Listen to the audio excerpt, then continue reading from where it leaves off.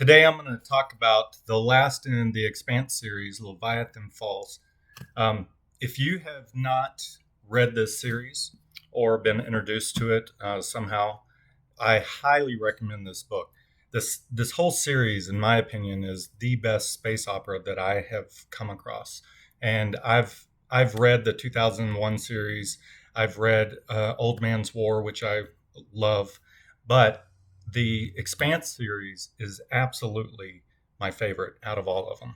In large part, it's because the characters, right? The thing that I really like about the entire series is that type of science fiction, which is really based in our reality and is not as fantastical as a lot of things like Star Wars, is really more fantasy than it is science fiction. This relies on the physics that, as we know them, and it relies on, the political environment that we have found ourselves with. And so it what's so great about it, really, it goes back to the characters. Um, the way that Daniel Abraham and Ty Frank, created this environment, a dozen years ago or so, they didn't really know exactly what they were planning on doing with it. And so the very first book, Leviathan Wakes, is really them trying to figure out where they were going, and they were throwing in, a little bit of detective noir. They were throwing in a little bit of horror. Of course, it was surrounded in a science fiction universe, but they were utilizing all the things that make good sci-fi great, and that is putting in the political piece of it and the way that people interact, and even with the advances in technology and the expansion of our world, off of Earth and beyond. They created, a logical and believable political environment for how things turn out.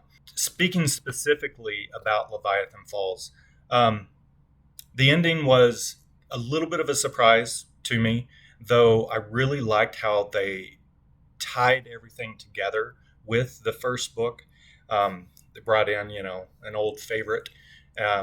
The only problem that I had, and it's really minor, it's really just something that I, you know, deal with, is that they referenced Amos's change repeatedly.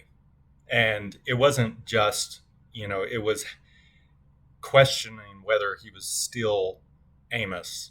And some of that can be excused away because of, he had changed, and there's, an event that happens in the book. I'm not going to give any spoilers, but there is an event that happens in the book that shows just how different he has become.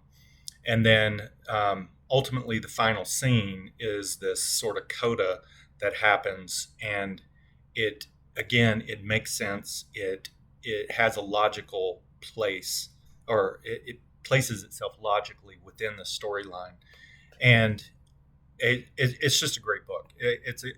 The series is wonderful. If you have had a chance to see the Amazon television series of it, they did a great job. You know, the there's always something that is a little bit left out, or truncated, or you blend characters or things like that. But they did such a wonderful job with the image of it. The fight scenes, in space are wonderful. The characters really, the actors really pulled themselves into the characters that they're embodying, and it was done really well. And when they ended the series, it was on a logical ending, because in the book series, there it goes up to about book 6, and then there's like a 20-year gap, which everything is kind of, settling into its new normal before the climax of what everything is. um, so if you haven't seen the television series, I highly recommend that one, because it's a great adaptation. But the book is a must read for sci-fi fans, absolutely. Um, Now, I want to go back and say what influenced me is that I actually didn't read sci-fi until about, I don't know, 2010, because I was more into outside literature, and I liked Stephen King, but I really didn't get into sci-fi. And what started me on sci-fi was actually kind of two parts. One, it was I'd finished my science degree, and after my science degree, I had read numerous physics, biology, chemistry um, books that were entertaining and interesting. That were it was truth stuff. But then I wanted to get back into the literature side, or the story, the fiction side. And so I was looking around, and one of the stories that I had read, I think years ago, um, and again it was because of the movie, was 2001: Space Odyssey. And the reason why I read it was because at the end of Kubrick's film, it's 30 minutes without dialogue, and I was just like, what is going on?